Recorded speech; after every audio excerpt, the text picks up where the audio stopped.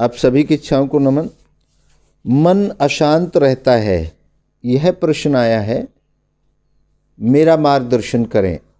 जी, मन अशांति की जो प्रक्रिया है वो आपके भीतर चलती है और आपके ऊपर डिपेंड करता है कि किस बात को, आपको सबसे पहले अपने आप को ढूंढना पड़ेगा कि किस बात की वजह से, क्योंकि बगैर किसी बात की वजह से आपका मन अशांत हो ही नहीं सकता।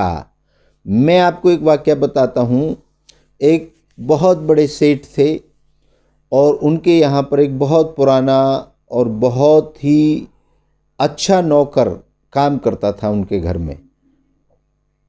तो एक दिन उनके घर में वो जब नौकर सफाई कर रहा था तो उनकी बहुत पुरानी एक घड़ी थी, वह उस नौकर के हाथ से छूट गई और वह जो घड़ी थी वह टूट गई। अब थोड़ी देर बाद सेठ जी अपने घर पे आए। उन्होंने देखा कि उनकी दादा परदादाओं की बहुत अच्छी जो घड़ी थी, बहुत यूनिक जो पीस था, जो जिसे वो सबसे ज़्यादा चाहता था सेठ जी, वह उस नौकर से टूट गया है। तो सेठ जी को बहुत गुस्सा आया। अब करे क्या, क्योंकि आजकल अच्छे नौकर मिलते कहाँ हैं। तो नौकर को बुला करके खूब बुरा भला कहा और बताया, पूछा कि देखो मैं कितना प्यार करता हूँ इस घड़ी से, ये तुम्हें भी पता है, और तुमने अपनी छोटी सी लापरवाही से इसको तोड़ दिया। अब नौकर भी क्या करता कि सेठ जी मेरे हाथ से छूट गई।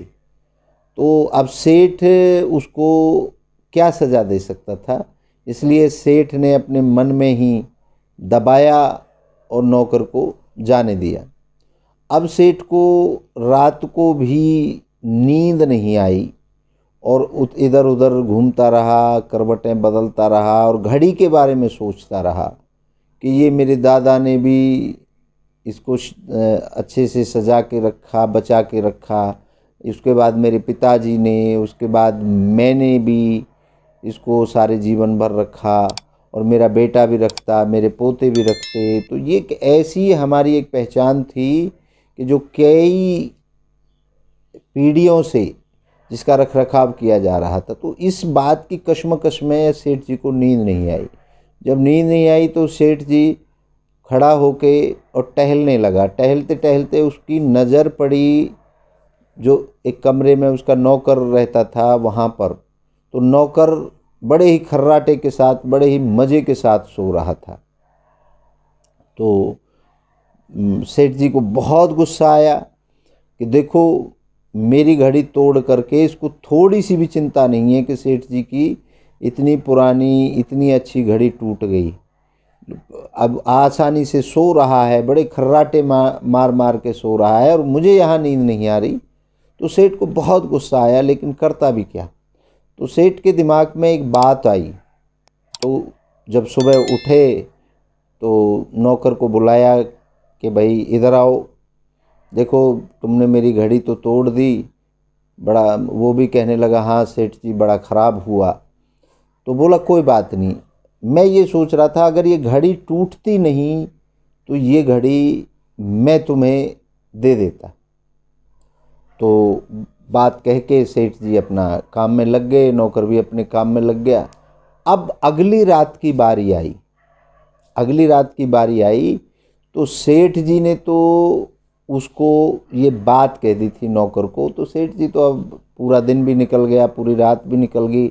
अब सेठ जी ने मान लिया था कि मेरी घड़ी तो गई, अब उसे भूल जाना चाहिए और आगे की ज़िंदगी में जो काम है उन पे ध्यान देना चाहिए। तो अगली रात का सीन क्या था कि सेठ जी तो सो गया, क्योंकि वो भूल चुका था उस बात को, अपने मन में शांति कर चुका था। लेकिन नौकर पूरी रात जगता रहा। क्यों जगता रहा? क्योंकि अशांति नौकर के दिल में बैठ गई थी और बड़ा लालच के साथ वो जगता रहा कि काश मेरे से ये घड़ी टूटती नहीं तो सेठ जी मुझे घड़ी दे देता। कितनी महंगी घड़ी है, कितनी अच्छी घड़ी है, मैं अगर अपने घर में रखता, मैं अपने रिश्तेदारों को दिखाता तो कितना अच्छा होता। नौकर पूरी रात जगता रहा इस बात को लेकर के कि अगर मेरे से घड़ी नहीं टूटती तो सेठ जी मुझे घड़ी दे देते। तो ये बात हमें, इस वाक़ये की जो बात है वो हमें ये दर्शाती है कि हम किस तरीके से किसी भी चीज़ के साथ हमारा कितना मोह हो जाता है। अब ध्यान से इस बात पर विचार करके देखें, क्या घड़ी को, जिस घड़ी के लिए, जिस निर्जीव वस्तु के लिए आपने अपने मन में अशांति पैदा कर दी है, अपने मन को खराब कर दिया है, क्या आप देखें कि आप बीमार होते हैं तो क्या घड़ी आपके लिए इतना ही विचार करती है, या परेशान रहती है, या अशांत रहती है? नहीं ना।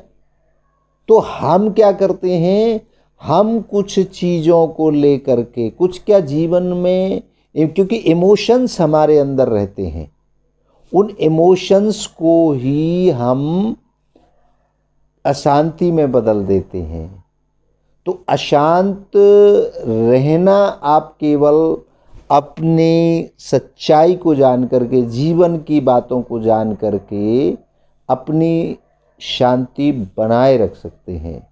तो आपका जो प्रश्न था कि मन अशांत रहता है, तो आप समझ सकते हैं कि किस बात से, इस वाक़ये से आप सीख सकते हैं किस बात को लेकर के आप अशांत रहते हैं, और उस बात की कैलकुलेशन करके उस बात को दिमाग से निकाल दें तो आपके अंदर शांति शुरू हो जाएगी।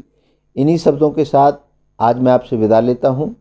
आपकी सभी बातों के लिए हम कोशिश कर रहे हैं निरंतर आपको आपकी बात का उत्तर दें, और अगर आपके जीवन में ये कहीं उपयोग हो सकता है तो इसे उपयोग करें, वरना इस पर ध्यान न दें। आप सभी की इच्छाओं को एक बार पुनः नमन करता हूँ। जय हो।